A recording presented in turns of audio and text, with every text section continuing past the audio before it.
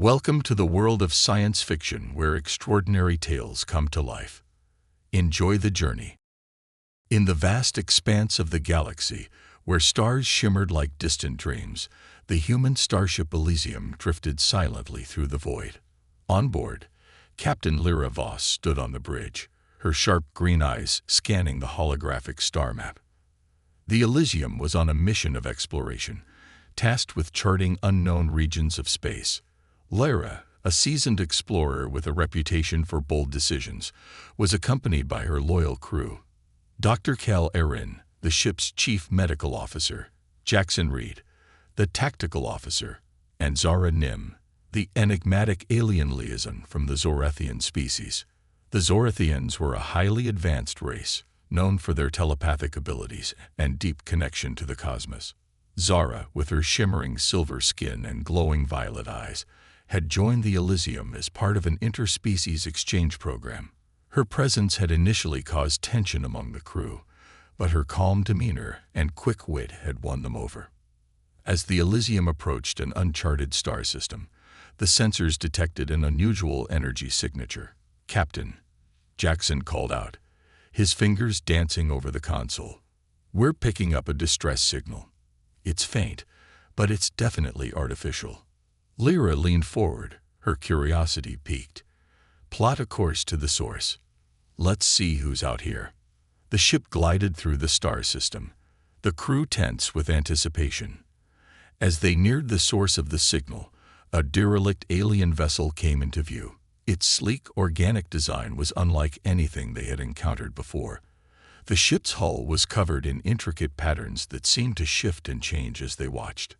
"Zara," Lyra said, turning to the Zorathian, "any idea what we're looking at?" Zora's violet eyes narrowed as she studied the vessel. "It's a Krillian ship. They're a nomadic species, rarely seen in this part of the galaxy. But this ship, it's damaged. Something's wrong."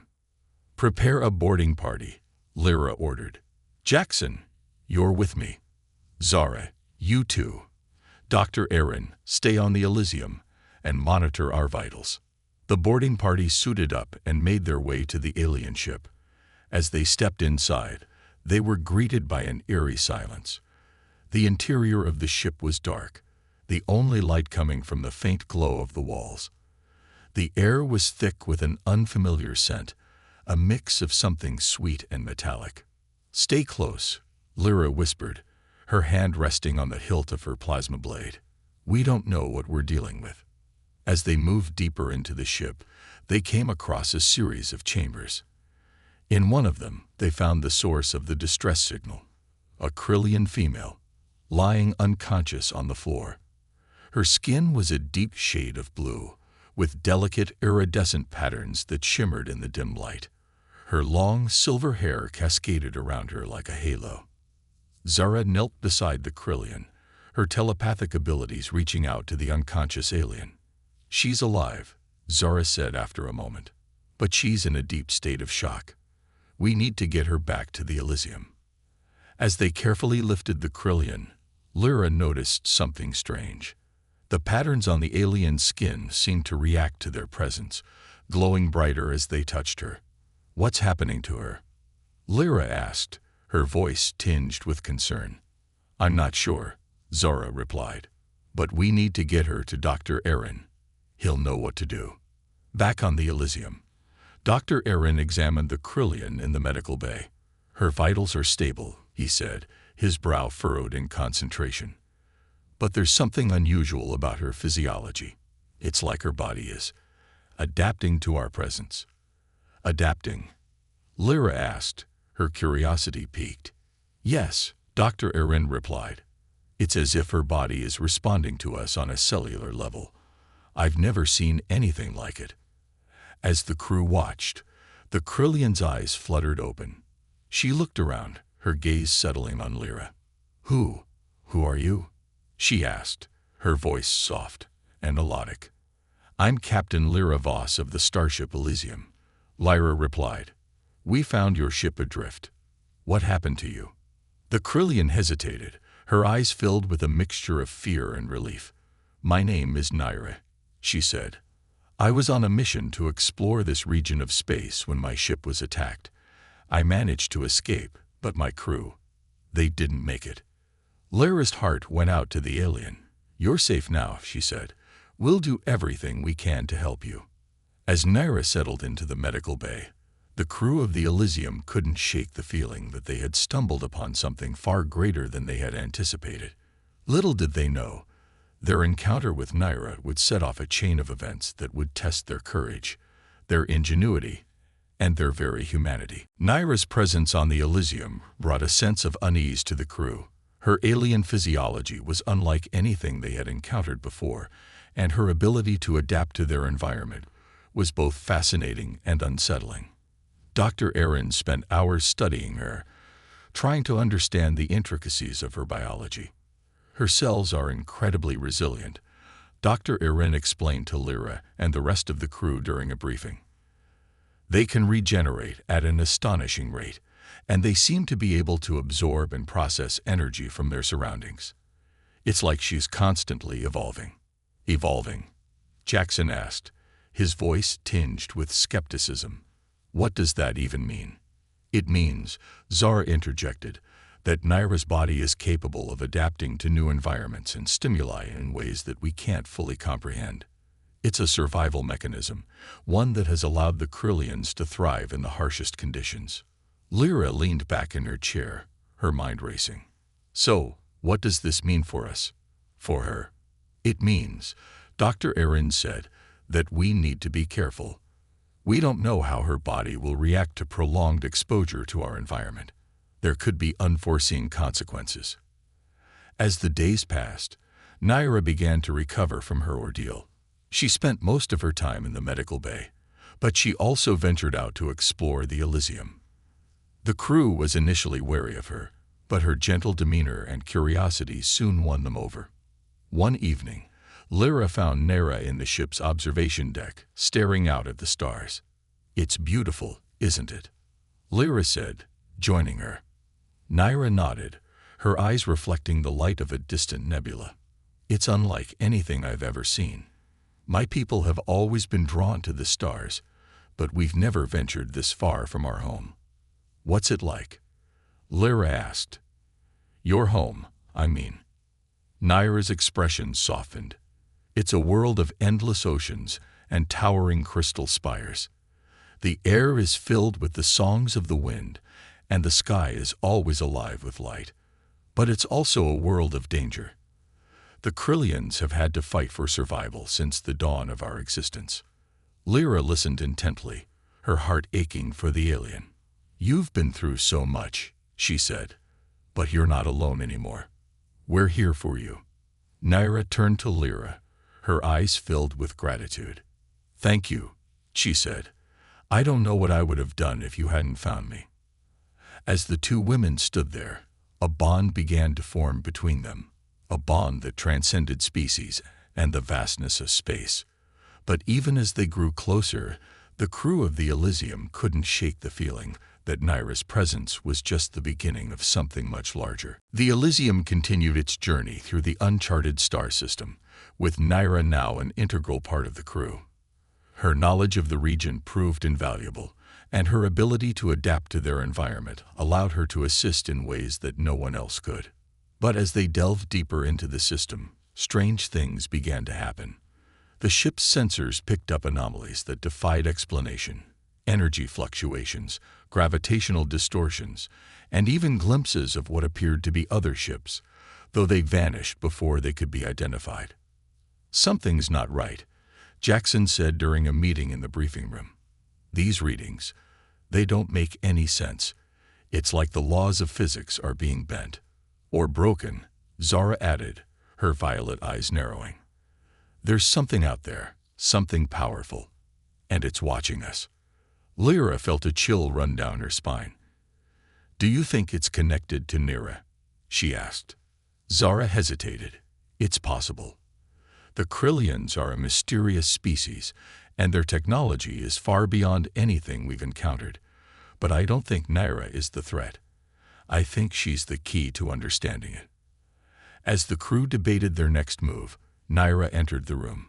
Her presence was commanding, her eyes filled with a determination that took them all by surprise. "I know what's out there," she said, "and I know how to stop it." The crew turned to her, their curiosity piqued. "What do you mean?" Lyra asked. Naira took a deep breath.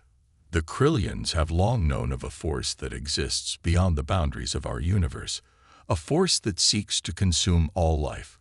We call it the Void. It's been dormant for millennia, but now it's awakening. And it's coming for us." The room fell silent as the weight of Naira's words sank in. "How do we stop it?" Jackson asked, his voice barely above a whisper.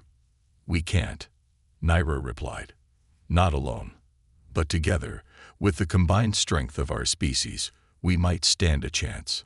Lyra felt a surge of determination. "Then we'll fight," she said.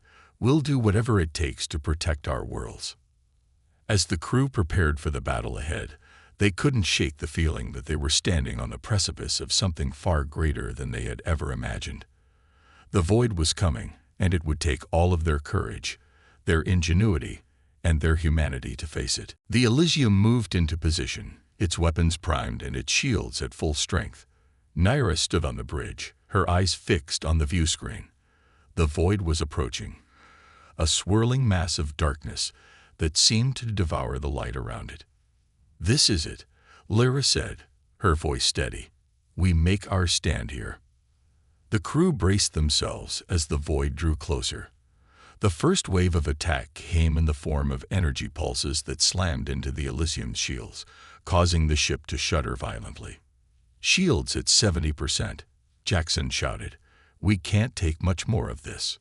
"Hold the line," Lyra commanded. "We need to buy Naira time." Naira closed her eyes, her body glowing with a soft, ethereal light. She reached out with her mind, her telepathic abilities connecting with the Void. "I can feel it," she said. "It's alive. And it's angry." "What do we do?" Zara asked, her voice filled with urgency. "We fight," Naira replied, "with everything we have." The crew of the Elysium unleashed their full arsenal, their weapons tearing into the Void. But for every blow they landed, the Void seemed to grow stronger. It was a battle of attrition, and they were losing. "We can't keep this up," Jackson shouted. "We're running out of power." Lyra clenched her fists, her mind racing. "There has to be another way," she said. "Naira, is there anything else we can do?" Naira hesitated, her eyes filled with a mixture of fear and determination.